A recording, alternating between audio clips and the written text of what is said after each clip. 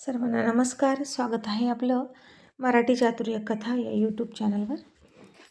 व्हिडिओला लाईक करा, चॅनलला सबस्क्राईब करा आणि बेल आयकॉनवर प्रेस करा, जेणेकरून सगळ्या नोटिफिकेशन्स तुमच्यापर्यंत वेळेत पोहोचतील. भाग 195. आता राणी दिल्लीला गेली होती. राणा तिच्यासोबत स्कूल बुडतंय म्हणून गेलाच नाही आणि बदमाश हट्टी राणा रोहितसोबत मात्र त्याच्या गावी जायला तयार झाला. बापानं मुलाची बरोबर पट्टी पाडली आणि दोघेही एकाच स्वभावाचे असल्यामुळे लोहा लोही को काटता है ही म्हण बरोबर लागू पडत होती. आणि राणीला वाटलं की राणा आता नोकरांसोबत घरी आहे आणि ती बिचारी लवकर लवकर काम संपवायचं, लवकर घरी जायचं आणि मी माझ्या मुलाला एकट्याला सोडून आले असं तिला वाटायचं. इकडे राणा मात्र मस्त आरामात बसून सूर्यवंशींच्या घरी निघाला होता आणि रस्त्यावर बडबड बडबड आणि नुसती बडबड. रस्त्यामध्ये जे काही दिसेल त्या प्रत्येक गोष्टीविषयी विचारायचा आणि रोहितला सारखे राजकारण्यांचे, त्याच्या कार्यकर्त्यांचे कॉल यायचे. त्या दोघांचं बोलणं मध्येच कट व्हायचं. आता राणानं घातली हाताची घडी आणि गाल फुगवून बसला. रोहितनं आता मोबाईल कानाचा काढून ठेवला आणि म्हणाला, बोल राणा, तू काय विचारलं? आणि राणा फुगलेले गाल घेऊन तसाच बसला होता. तो काहीच बोलेना आणि आता तो रुसला होता आणि त्याचे ते रुसलेले गाल बघितले आणि रोहितला कोणाची तरी फार फार तीव्र आठवण झाली. आणि कोणाची होणार? जी दिवस रात्र त्याच्या डोक्यात घुसत होती ना, तीच ती राणीची फार आठवण झाली. ती पण अशीच रुसायची आणि रुसल्यावर तिचे गाल असेच फुगलेले असायचे. आणि आता या क्षणी ती मूर्ख मुलगी मला का आठवली म्हणून त्यानं तिचे विचार झटकले आणि म्हणाला, राणा बेटा काय झालं? माझं काही चुकलं का? आणि राणा म्हणाला, गाडी थांबवा आणि मला परत सोडा. रोहित म्हणाला, काय झालं? हे बघ, तुझं स्कूल नाही बुडणार, आय प्रॉमिस. आणि राणा म्हणाला, मी म्हणून नाही रुसलो. रोहित म्हणाला, मग काय झालं? का रुसला? राणा म्हणाला, तुमचं माझ्याकडे लक्षच नाही. असं लहान मुलं सांभाळतात का? तुम्ही सतत फोनवर असता. माझी आई अशी नाही करत, सतत माझ्या भोवती असते. ती फक्त मामाचा कॉल घेते आणि मनोज काकाचा. आणि हे ऐकलं तसं रोहित म्हणाला, काय? कोणते काका? आणि राणा म्हणाला, मनोज काका आहेत ते माझे काका. आणि आता त्याचं नाव ऐकून सुद्धा रोहितला मनोजची आठवण झाली बरं का. आणि पुन्हा राग आला. तो नालायक मुलगा आणि ही निर्लज्ज मुलगी राणी दोघांनी मिळून फसवून मला कुठेतरी संसार थाटला असेल. त्यांनाही आता मुलं झाली असतील असा विचार त्यानं केला. आणि पुन्हा त्याचा विचार झटकला आणि रोहित म्हणाला, बरं आय एम सॉरी, मी आता इथून पुढे एकही नाही कॉल घेणार. आणि रोहितनं कॉल जो येत होता तो डिस्कनेक्ट केला आणि फोन सायलेंटवर ठेवला आणि म्हणाला, बोला काय झालं, काय हवंय? राणा म्हणाला, भूक लागली, मला खायला खूप लागतं. आणि रोहित म्हणाला, ओके. आणि मग रस्त्यात गाडी थांबवली. तो राणाला हॉटेलमध्ये घेऊन गेला. आणि आता इकडे राणीनं तिच्या कामातून थोडा ब्रेक घेतला. तिची मान, पाठ, कंबर दुखत होती, तरीही तिनं आता रिलॅक्स व्हायचं ठरवलं.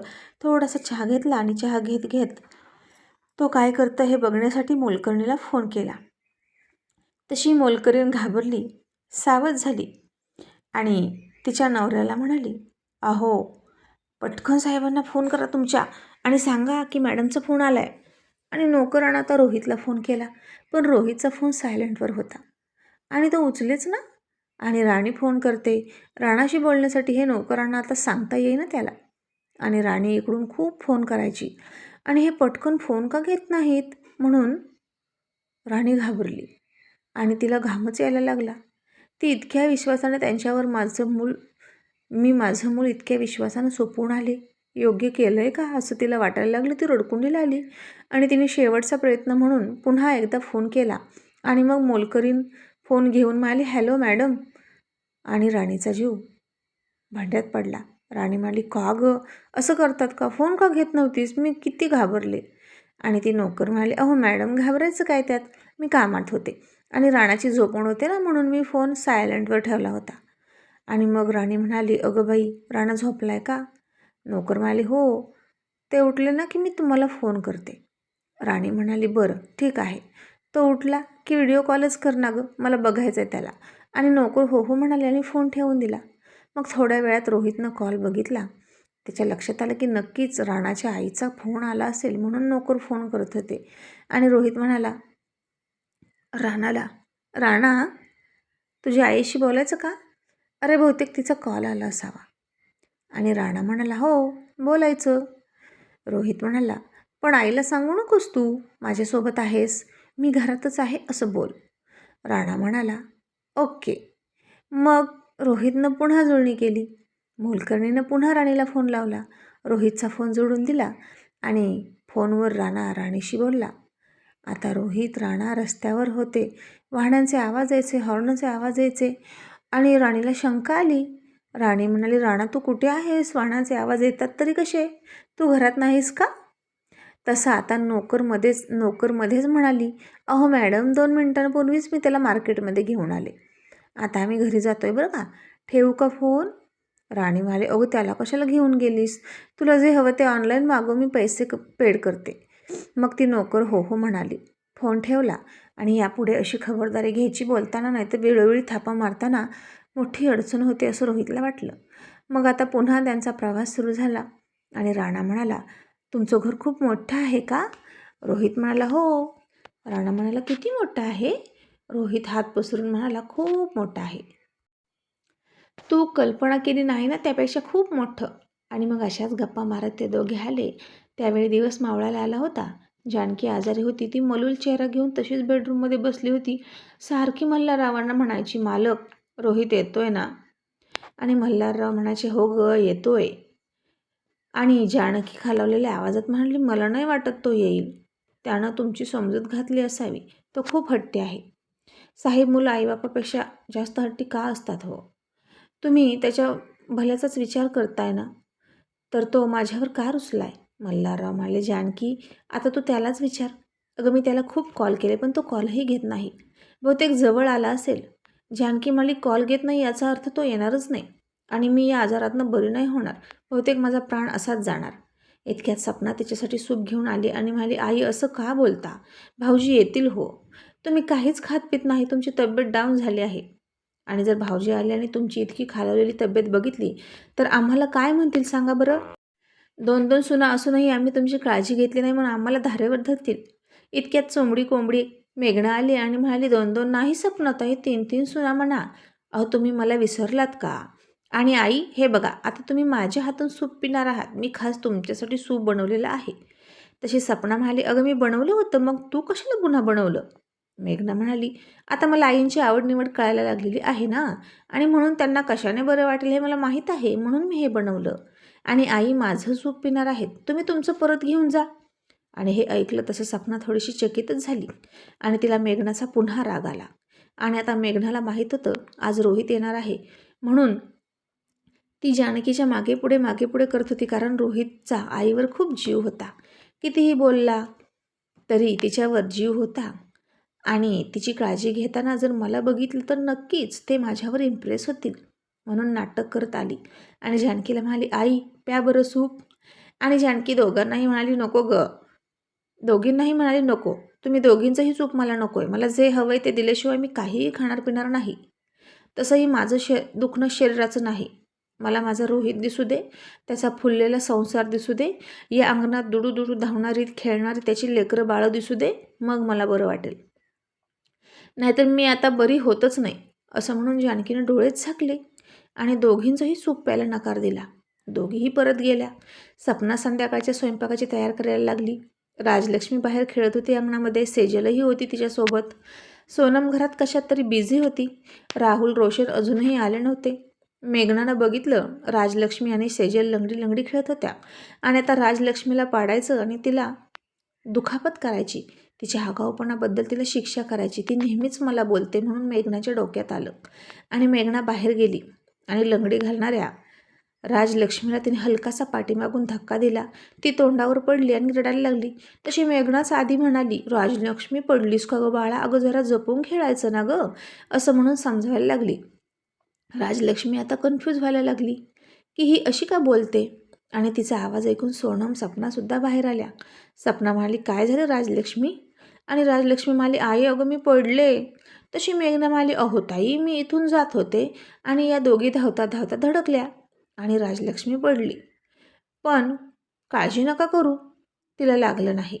आणि राजलक्ष्मी तर म्हणाली, नाही, मी नाही त्यांना आडवी गेले, मी खेळत होते आणि त्याच आल्या माझ्याजवळ आणि मी पडले. आणि आता सोनम आणि सपनाला खरंच वाटलं नव्हतं की मेघना अशीही करू शकते. त्यामुळे त्यांनाही नक्की काही बोलता येईना, कारण इतकं दुष्ट बुद्धीनं या घरात कोण वागत नव्हतं एकमेकांच्या मुलांशी.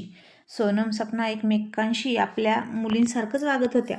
राणी असती तरी अशी वागली नसती. त्यामुळे सपनाचा डाव त्यांच्या लक्षात आला नाही. आणि सपना म्हणाली, सोनम, आईनं आग्रह करतेस का खाण्याचा? सोनम म्हणाली, ताई, तुम्हाला काय वाटतं मी गेली नाही का? सकाळपासून 3 वेळा गेली, पण आईंचा एकच ध्यास आहे, रोहित दादा आल्याशिवाय त्या खाणार नाहीत. सपना म्हणाली, आपण राजलक्ष्मी आणि सेजलला घेऊन जाऊया. असं म्हणून दोघीही पुन्हा सूप घेतलं आणि मुलींना घेऊन गेल्या.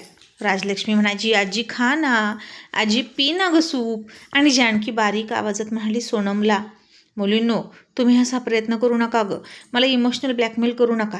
सोनम म्हणाली, आई, इमोशनल ब्लॅकमेल तर तुम्ही करता. अहो, का असं करताय? खा ना थोडंसं. तुम्ही उपाशी राहणारे रोहित दादा लगेच लग्नाला होकार देतील का? आणि लगेच एका दिवसात त्यांचं मूल जन्माला येणार आहे का? आणि लगेच ते तुम्हाला जेवायला घालणार आहे का? सांगा बरं. तेही आजच्या आज. आई, असा चमत्कार फक्त स्वप्नात होतो. काय हो तुम्ही पण, लहान मुलासारखे हट्ट पकडता.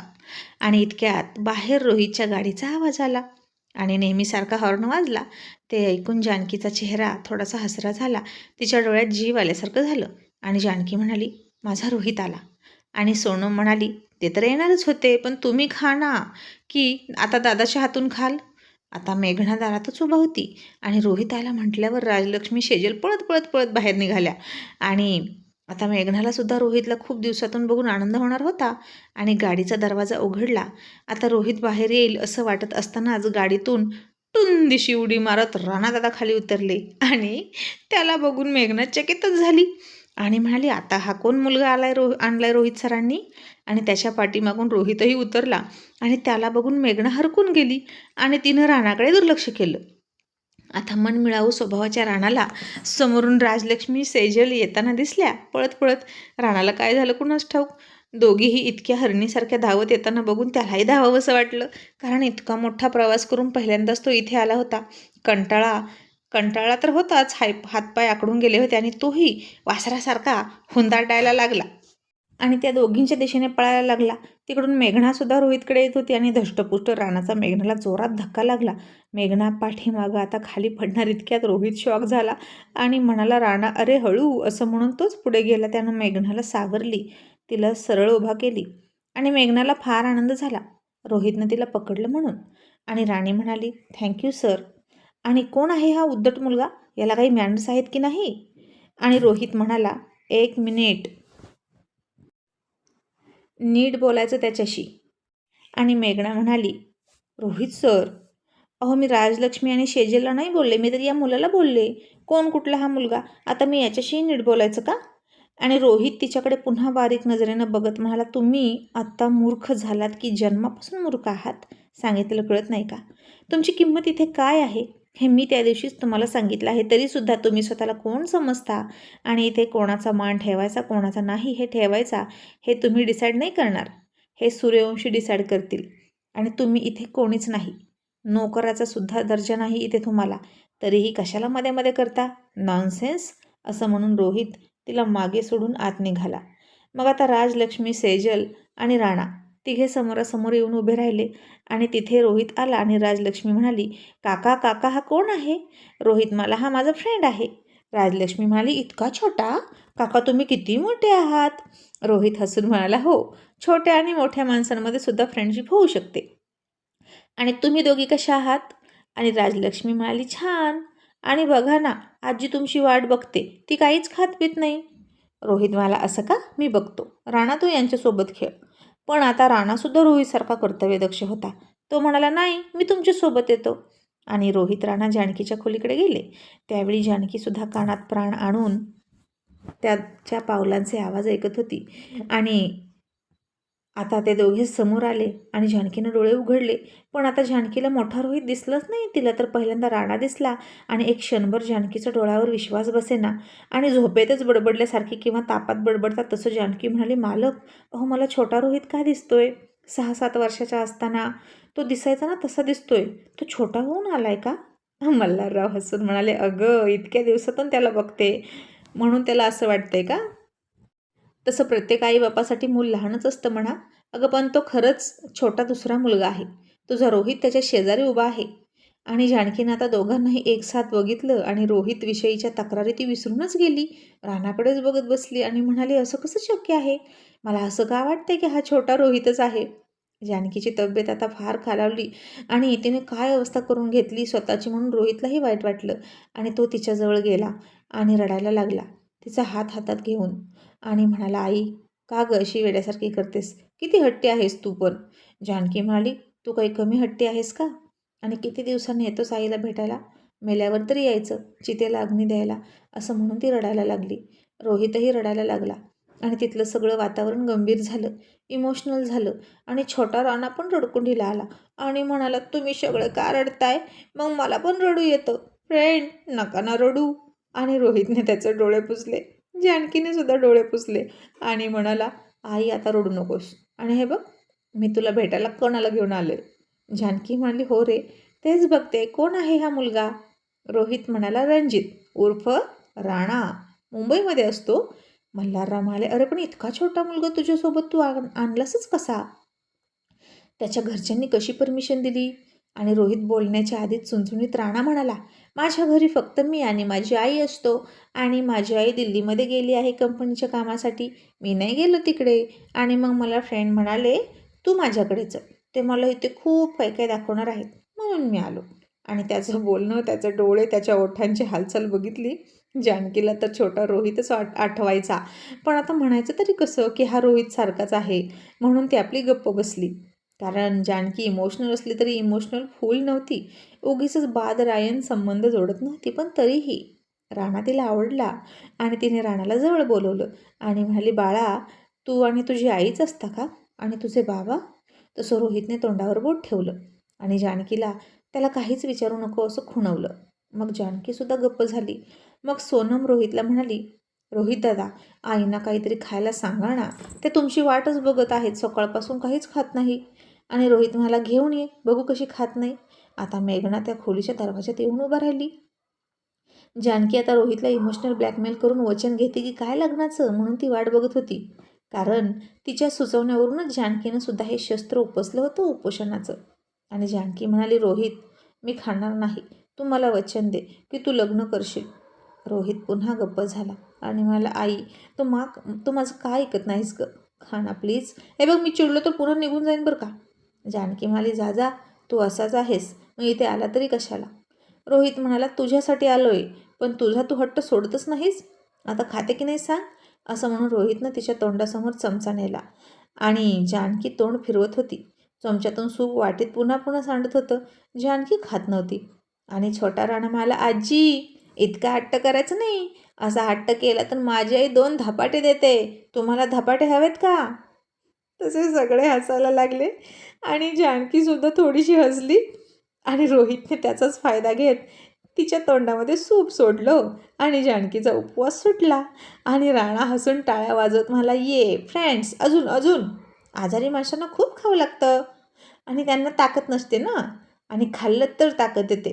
मग मी पण चारू का? मला पण येतं. रोहित म्हणाला, ये. आणि राणा आता पुढे आला आणि जानकीला सूप भरवू लागला. जानकी आता त्याच्या चेहऱ्याकडे बघायची, त्याच्या तेजस्वी डोळ्यात बघायची आणि तिला लहानपणीचा रोहित आठवायचा. काहीही म्हणा, पण सारखा रोहित आठवायचा.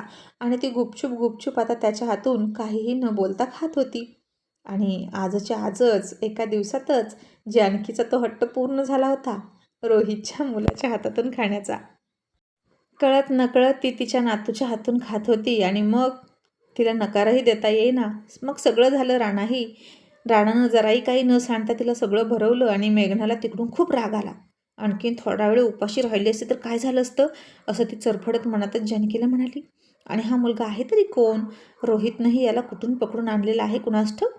मूर्ख कुठला, खूप अतिशहाणा आहे, खूपच प्रौढ असल्यासारखा बोलतो, असं म्हणून ती तिथून निघून गेली. आणि मग जानकीचं पोट भरलं. रोहित म्हणाला, आई, आता मी फ्रेश होऊन येतो. राणा, तू येतोस का?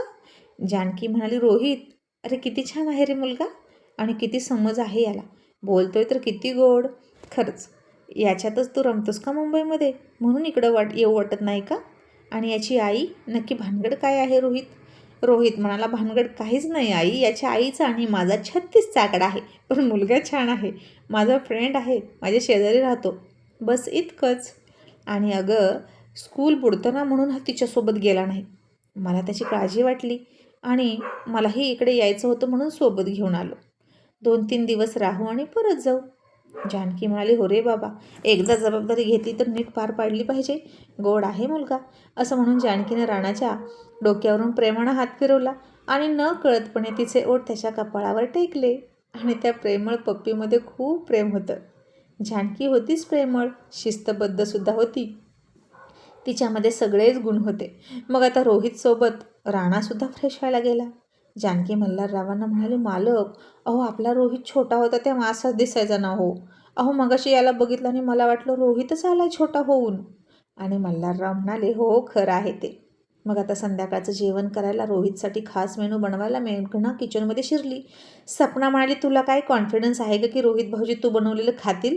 बाजूला हो, आमच्या घरातला किराणा वाया घालवू नकोस, कारण तू बनवलेलं फक्त कुत्र्यांच्या खाण्याच्या लायकीचं असतं.